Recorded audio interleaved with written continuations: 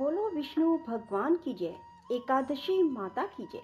राधे राधे मेरे प्यारे भाइयों बहनों माताओं व बंधुओं, आज एकादशी के दिन मैं आपको एकादशी की एक बहुत ही पौराणिक और पुण्य फल देने वाली कहानी सुनाने जा रही हूँ।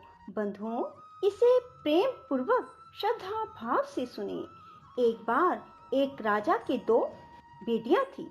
छोटी बेटी एकादशी का व्रत किया करती थी। हर कोई छोटी बेटी की प्रशंसा किया करता था और बड़ी बहन छोटी बहन से ईर्ष्या करती थी। एक बार पड़ोसी राजा का बेटा बड़ी बेटी को देखने आया, लेकिन उसे बड़ी बेटी की जगह छोटी बेटी पसंद आ गई।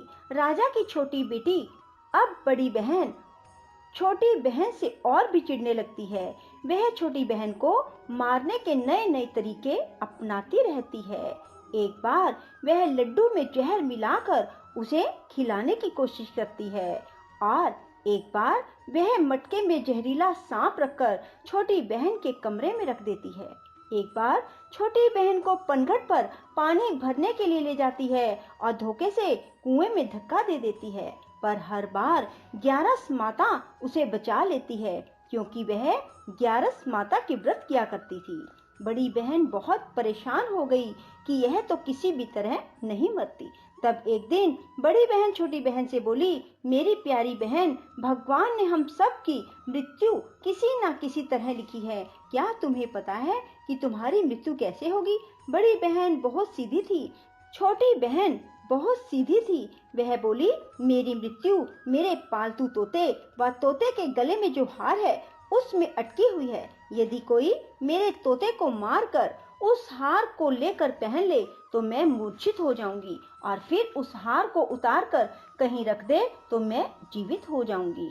उस रात छोटी बहन अपने पिता के पास गई और बोली, पिताजी, मुझे शक है, यदि मैं मर जाऊं तो आप मुझे जलाना नहीं, आप मुझे हमारे पुराने महल के कुएं के पास झोपड़ी बनाकर खाट पर सुला देना। राजा बोले, बेटी तुम ऐसा क्यों बोल रही हो? 2-3 दिन बाद तो तुम्हारी शादी है। तब छोटी बेटी बोली, पिताजी, समय का कोई भरोसा नहीं।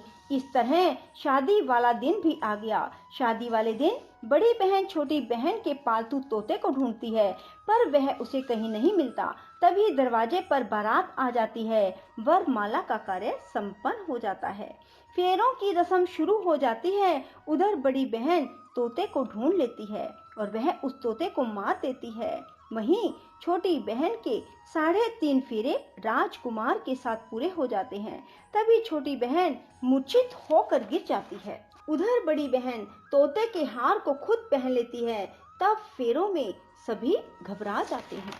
सभी बारातियों में हलचल मच जाती है कि राजकुमारी को क्या हुआ। सब डर जाते हैं। तब राजा वैद्य हकीमों को बुलाते हैं। छोटी राजकुमारी को महल में ले जाकर लिटा दिया जाता है। वैद्य और हकीम राजा से कहते हैं, राजकुमारी ना मरी है ना जीवित है, हमने ऐसा पहली बार देखा है।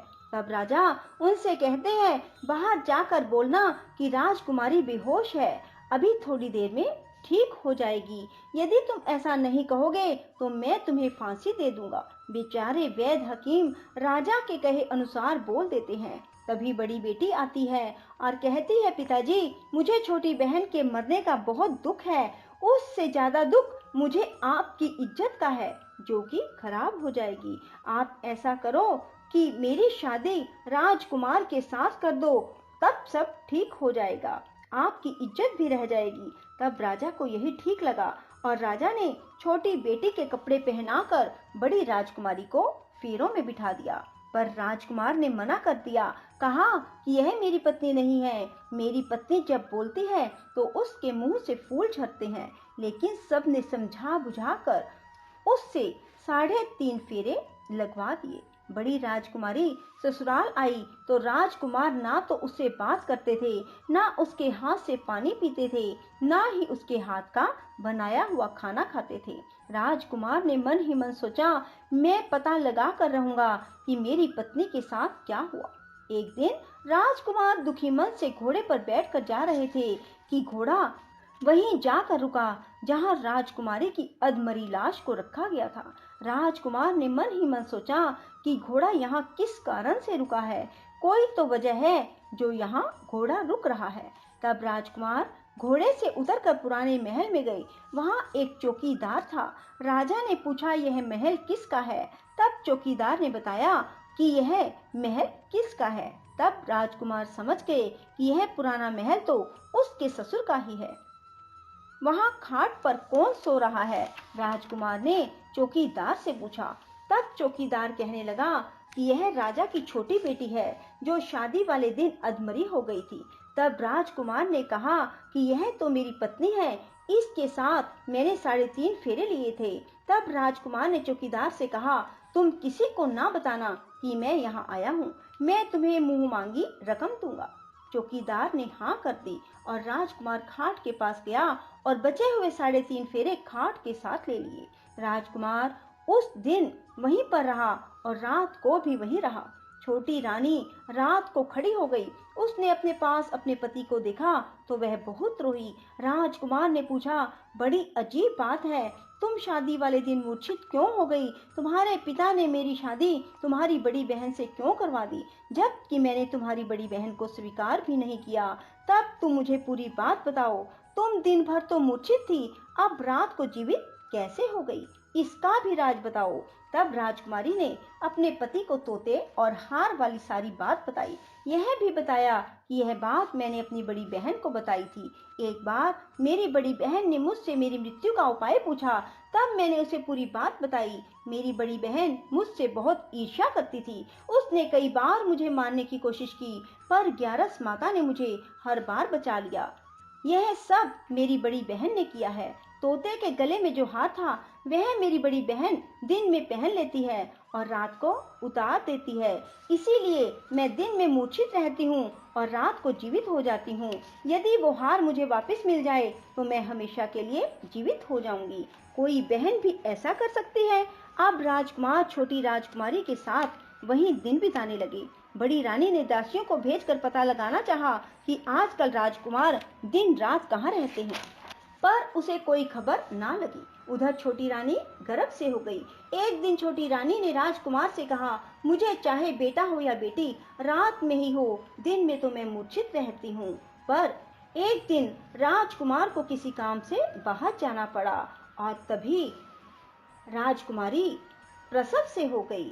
तब उसने ग्यारस माता को याद किया। तब ग्यारस माता स्वयं आकर उसका प्रसव करवाती है। उसके सुंदर पुत्र पैदा होता है। तभी वहां राजकुमार आ जाते हैं। उसने भी ग्यारस माता के दर्शन किए। ग्यारस माता बोली, ये मेरी परम भगत है, और बोली, जब तुम्हारा बेटा 5 वर्ष का हो जाए तब तुम इसे अपनी पत्नी का हार लाकर पहना देना। देखते ही देखते कुंवर 5 वर्ष का हो गया। बेटा युवराज 5 वर्ष का हो गया। तब राजकुमार अपने बच्चे से कहते हैं कि बेटा युवराज, तुम यहीं रहना, माँ की खाट के पास, मैं शहर से काम निपटा कर आता हूँ। तब बड़ी रानी के दास दासी राजा को वहाँ से आते हुए देख लेते हैं और बच्चे को उठवा लेते हैं। बच्चे के 2 टुकड़े कर दिए जाते हैं, एक टुकड़ा चक्की के नीचे और एक अपने पलंग के नीचे रख लेती है। तब वह ग्यारस माता को याद करती है और ग्यारस माता भीख मांगने के लिए बड़ी रानी के महल में आती है। तब बड़ी रानी अपने दास दासियों के हाथों भिक्षा भिजवा देती है, पर ग्यारस माता कहती है कि मैं तो तुम्हारी रानी के हाथों से ही भिक्षा लूंगी। तब वे जाकर उसे कहते हैं। तब बड़ी रानी खुद उसे भिक्षा देने के लिए आती है। तब ग्यारस माता बिल्ली का रूप बनाकर अंदर जाती है और उसके बच्चे के जो 2 टुकड़े होते हैं उन्हें इकट्ठा जोड़ देती है और उसमें प्राण फूंक देती है और उसे लेकर चली जाती है। राजकुमार कुंवर को लेकर महल में जाते हैं और कहते हैं, रानी, ये बच्चा मेरी दूर के रिश्ते की बहन का है। यदि तुम इसे प्यार से रखोगी तो शायद मेरा दिल भी तुम पर आ जाए। तब बड़ी रानी कुंवर को लाड प्यार से रखती है। तब एक दिन राजकुमार अपने बेटे से कहता है कि तुम अपनी मामी से हार मांग लो, हम ये हार लेकर तुम्हारी माँ के पास चलेंगे, पर ये बात अपनी मामी को मत बताना। कुंवर बोले, मामी मामी, मुझे अपना ये हार दे दो। एक बार तो रानी जवाब दे देती है, पर फिर उसे ये बात याद आती है कि जब राजकुमार ने उसे कहा था कि यदि तुम बच्चे का ध्यान रखोगी तो मेरा दिल तुम पर आ जाएगा। तब बड़ी रानी कुंवर को हार दे देती है। कुंवर उस हार को लेकर अपने पिता को देते हैं आज हम आपके हाथ का बना हुआ खाना खाएंगे। हम आते हैं, तुम खाना तैयार करो। बड़ी रानी बहुत खुश हो जाती है कि आज मेरे पति मुझसे खुश हैं। तब राजकुमार छोटी रानी के पास जाते हैं। बड़ी रानी उधर बहुत खुश होती है।